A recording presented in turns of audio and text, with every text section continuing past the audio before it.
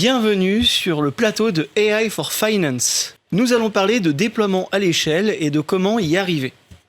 Pour cela, le sujet d'aujourd'hui, c'est l'AI Factory for Finance, un modèle inventé par Artefact avec le soutien de Google Cloud pour accélérer la transformation data des grandes entreprises et des grandes banques. Alors, pour parler de ce sujet, on a ce soir deux invités avec nous. Valérie Frémiot, Financial Services chez Google Cloud. Bienvenue. Bienvenue, merci. Et nous accueillons Vincent Luciani, CEO et cofondateur de Artefact. Bonsoir Damien, merci. Bonsoir Vincent. Donc Artefact, société de conseil en transformation de data et en accélération de data pour les grandes entreprises. Plus de 1000 salariés, je crois, à aujourd'hui, une croissance fulgurante puisque fondée il y a à peine 5 ans. Donc une belle réussite de la French Tech. Alors, le sujet qui nous occupe tous aujourd'hui dans la banque, l'assurance, mais plus globalement dans les grandes entreprises, c'est le déploiement de l'IA à l'échelle. Depuis des années, il y a des POC qui se font, il y a des expérimentations. Aujourd'hui, il est temps de passer à l'échelle, de déployer ça à l'échelle d'une organisation entière pour toucher tous les collaborateurs et tous les clients. Et donc pour ça, vous avez une méthode intéressante qui est l'AI Factory. On va y revenir. Vincent, du coup, quelle est aujourd'hui la maturité des banques vis-à-vis de la transformation data et IA ? Je pense que c'est une bonne question. Effectivement, on va dire que le secteur bancaire a une appétence très forte vis-à-vis de la data et toutes, on va dire, les nouvelles technologies. C'est un métier qui manipule de la donnée depuis des décennies, par la nature finalement des échanges bancaires, mais aussi par le type de profil qu'on peut retrouver dans les banques. On parle d'analystes, de gens qui sont responsables de risque, on parle d'actuaires. Donc, je dirais qu'il y a un terrain naturellement fertile au déploiement de ce type de nouvelles technologies. Donc le point de départ est très bienveillant vis-à-vis de l'intelligence artificielle. À côté de ça, la banque est quand même un secteur extrêmement prudent. Il est régulé beaucoup plus que d'autres secteurs. Il a des contraintes beaucoup plus que d'autres secteurs. Aujourd'hui, on ne peut pas imaginer ne pas pouvoir consulter ou faire une opération sur ses comptes bancaires pendant plus de quelques minutes, voire quelques heures. Donc on est obligé d'avoir un certain nombre de redondances dans les systèmes, ce qui fait que la banque et le secteur bancaire de manière générale est extrêmement prudent vis-à-vis des déploiements des nouvelles technologies. Le contexte à l'heure actuelle pour le secteur bancaire et en particulier la banque de détail est quand même un contexte difficile.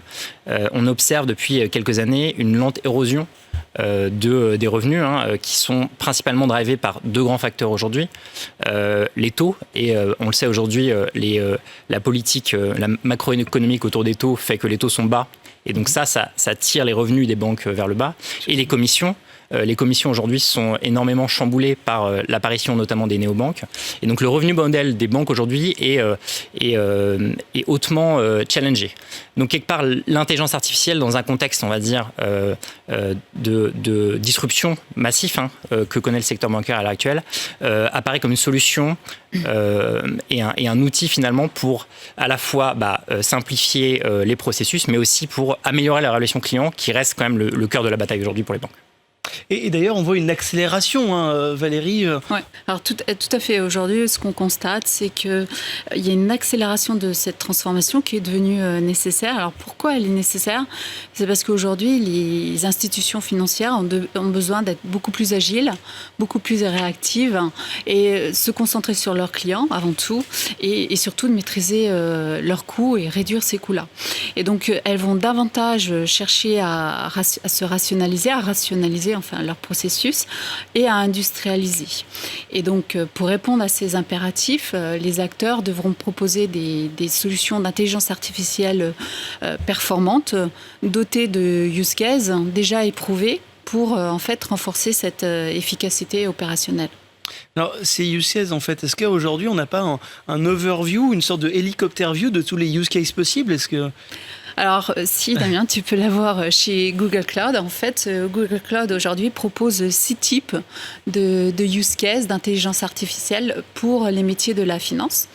Donc, on va retrouver, dans un premier temps, tout ce qui concerne la lutte contre le crime financier. Donc, à travers la mise à disposition de plateformes d'intelligence artificielle contre l'anti-blanchiment, la fraude.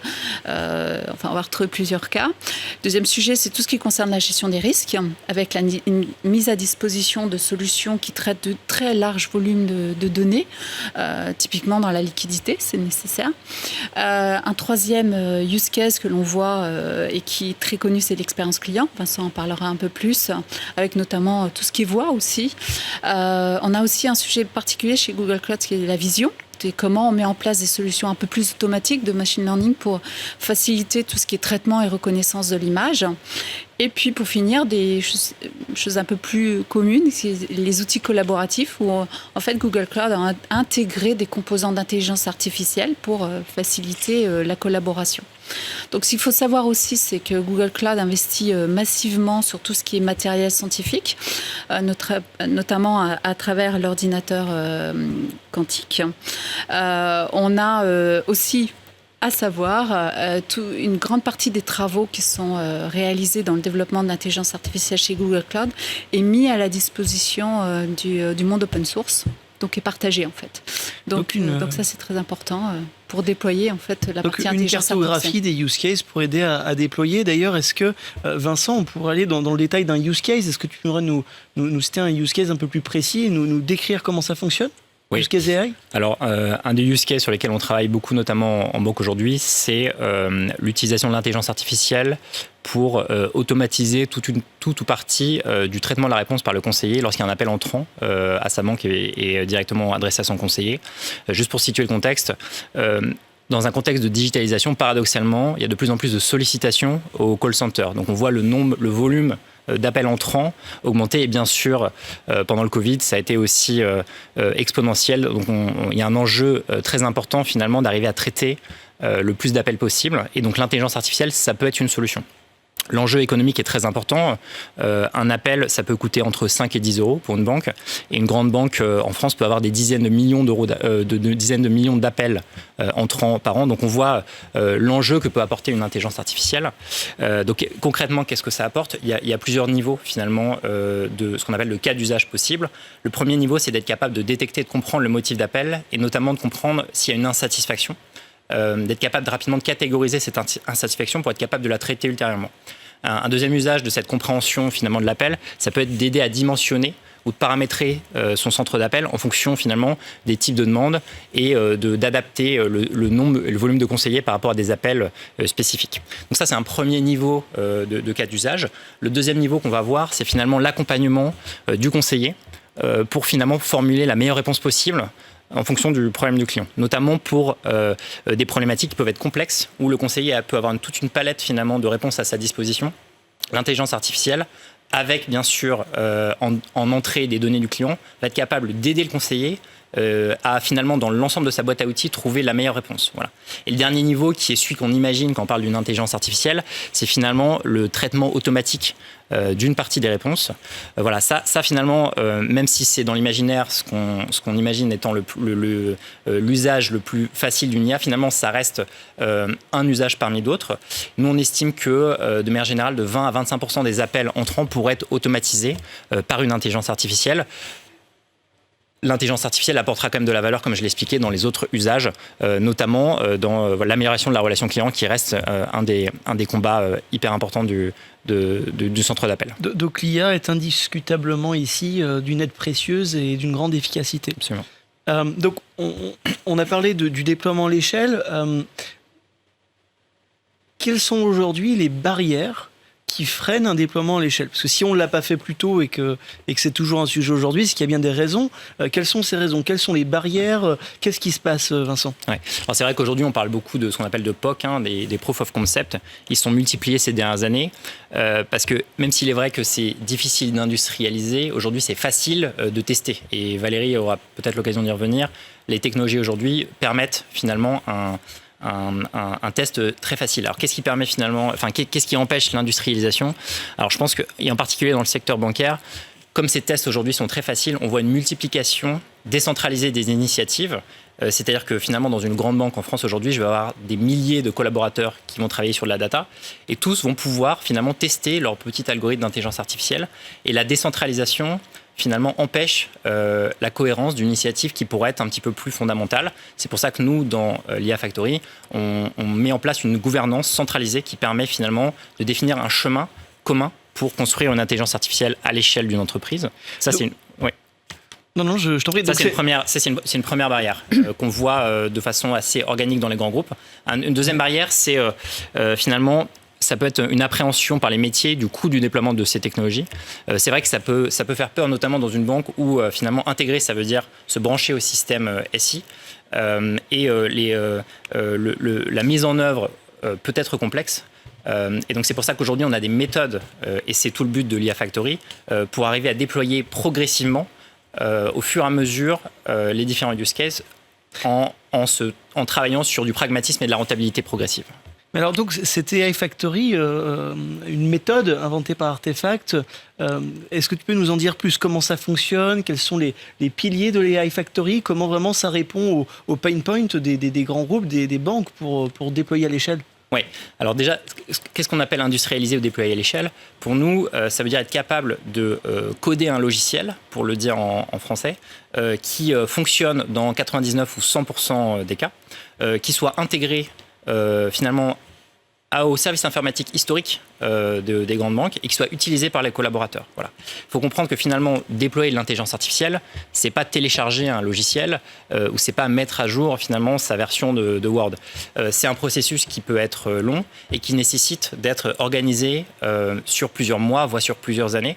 Et donc, il faut déjà qu'on comprenne que déployer de l'intelligence artificielle, c'est un chemin qui prend du temps. Voilà. Donc nous, on a construit l'IA Factory, qui est un dispositif qui permet d'embarquer les grands groupes dans le déploiement à l'échelle, et tout est pensé finalement pour l'industrialisation.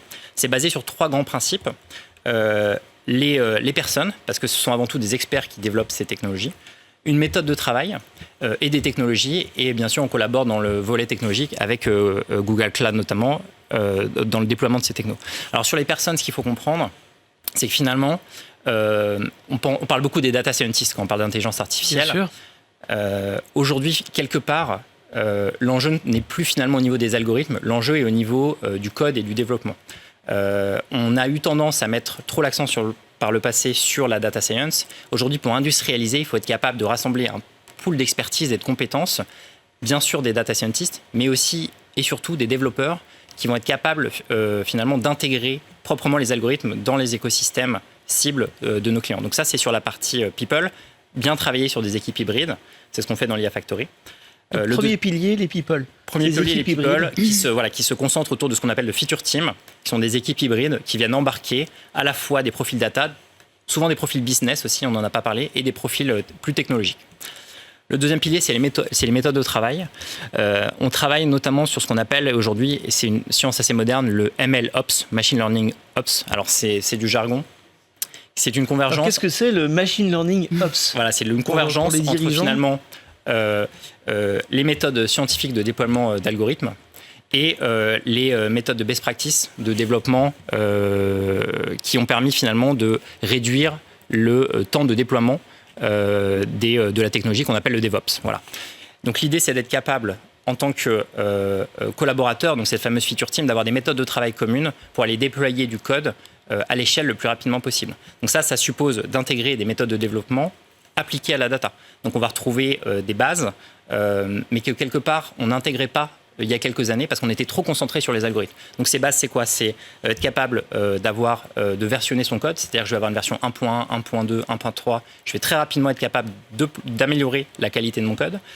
C'est gérer des processus de qualité et systématiquement vérifier la qualité des données qu'on ingère. C'est faire des tests très régulièrement et c'est surtout automatiser l'ensemble de la chaîne de l'intelligence artificielle de telle façon que je puisse avoir, in fine, un software qui puisse être complètement automatisé.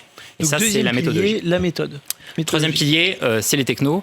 Donc là, nous, on s'appuie beaucoup sur la collaboration avec Google, notamment dans l'usage des machines virtuelles pour accélérer le déploiement. Ce qu'il faut savoir, c'est dans les technos aujourd'hui d'intelligence artificielle, quand on travaille avec les grands groupes, on vient construire des briques de Lego et les assembler pour construire finalement le logiciel final. Et donc l'enjeu de l'agilité est colossal.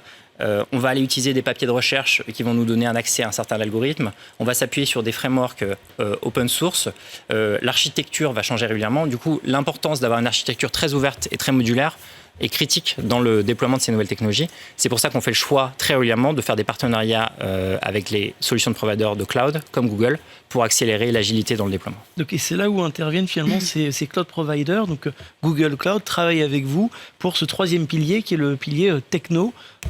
Mais Valérie, est-ce que vous pouvez nous en dire plus du coup Alors effectivement, je peux t'en dire plus. Oui, tu veux m'en dire plus. Effectivement, donc Google Cloud. Alors pourquoi Google Cloud pour l'IA Factory? En fait, pour deux raisons essentielles. Google Cloud propose un socle technologique performant que je vais détailler un peu plus loin. Et surtout, avec Google Cloud, vous avez la capacité de transformer en innovant, ce qui est en fait la mission de Google. Alors dans ce socle technologique, repose en fait sur une plateforme qui est flexible et qui repose en fait sur l'ADN de Google, qui est la data et la sécurité. Et donc, elle va permettre à nos clients, comme le décrivait Vincent, d'avoir un point unique pour accéder à toutes les fonctions qui va vous permettre de construire votre intelligence artificielle, que ce soit de l'accès à la donnée, la construction des modèles, la gouvernance des modèles, le reporting. Après, dans un second temps, on va proposer une forte agilité pour rendre nos clients complètement autonomes, soit pour coder ou pour instancier des use cases. Après, on va proposer une ouverture, pour pouvoir orchestrer tous les services partenaires. Donc ça, c'est très important parce que on intègre pas uniquement, il n'y a pas uniquement du Google Cloud, il y a d'autres acteurs et il faut s'assurer que ça soit bien intégré dans la plateforme. Et après, il y aura une rapidité parce qu'il faut déployer à l'échelle très rapidement ces use cases, d'où la notion de factory. Et enfin, il y aura, et Vincent le mentionnait tout à l'heure, une vraie maîtrise des coûts, puisqu'on va permettre à nos clients de consommer le service comme ils l'utilisent en fait. Oui, donc c'est pay as you go. Pay as you go, voilà. Donc c'est ce point de socle technologique est important. Le deuxième point aussi qui est très important, qui va de pair avec le socle technologique chez Google, c'est cette capacité à transformer en innovant. Et donc ça, donc Google ici on Cloud, parle de gouvernance, hein, c'est ça? Voilà, exactement. Google Cloud enfin surtout d'accompagnement. Google Cloud a mis en place une solide expérience et a mis en place, a développé des cadres spécifiques tels que le Go Transform qu'on a expérimenté ensemble d'ailleurs. Pour accompagner en fait nos clients dans le voyage de l'innovation et surtout rendre possible le déploiement de ces outils, de ces solutions d'AI Factory. Pour finir, ce que je dirais, c'est que quand on revient sur le terme de gouvernance, en fait, la véritable condition de succès de ce type de projet d'AI Factory, c'est d'avoir un véritable sponsorship de l'exécutif chez nos clients qui vont sur ce type d'opération, c'est nécessaire, hein, parce qu'ils vont éviter deux choses, éviter tout ce qui est silo, donc ils vont désiloter en fait cette data. Okay. Et ils vont insuffler et diffuser ce mindset de transformation. Et donc ça doit se décider au plus haut niveau. Quand on parle de gouvernance, en fait, il s'agit d'avoir une impulsion qui vient du sommet de l'entreprise pour déclencher une acculturation et un désilotage. Hein, c'est de ça dont on parle. Exactement. Et surtout insuffler ce mindset de transformation qui va être impactant pour les équipes, en fait. Oui, complètement. Donc finalement, trois grands piliers, les people avec des équipes pluridisciplinaires, de la méthodologie, de la techno avec du cloud, et enfin, pour chapeauter tout ça, il faut une gouvernance qui impulse un changement et qui impulse ce changement culturel. Je vois qu'en fait, on arrive à la fin de l'émission. Peut-être quelques mots pour finir sur les bénéfices concrets de l'AI Factory, Vincent ? Oui, alors je pense que finalement, l'AI Factory, c'est rien d'autre qu'un catalyseur qui est un outil à destination des grands groupes pour accélérer la transformation digitale et en particulier en utilisant l'intelligence artificielle. On l'a pensé comme un outil d'accélération de l'industrialisation, donc tout est imaginé pour aider à industrialiser. Ce qu'on observe, c'est en fonction bien sûr des situations ou des cas, un retour sur investissement de l'ordre de 18 à 24 mois, ce qui peut paraître beaucoup, mais qui est peu au regard finalement de ce qu'on a l'habitude de faire en termes de développement technologique. et des investissements qu'on peut avoir. Et le mot de la fin, je pense que c'est la transversalité. C'est-à-dire que c'est des initiatives qui vont faire collaborer l'ensemble des parties prenantes de ces projets dans les entreprises et qui finalement font travailler des gens qui n'ont pas l'habitude de travailler ensemble au départ. Et donc ça aide aussi à inculquer finalement la culture du changement autour de l'intelligence artificielle. Donc c'est un très bon outil à cet effet. Donc l'AI Factory pour accélérer le déploiement à l'échelle de l'IA dans les grandes banques. AI Factory inventé par Artefact, soutenu par Google Cloud. Merci beaucoup Vincent, merci beaucoup Valérie. Merci Damien.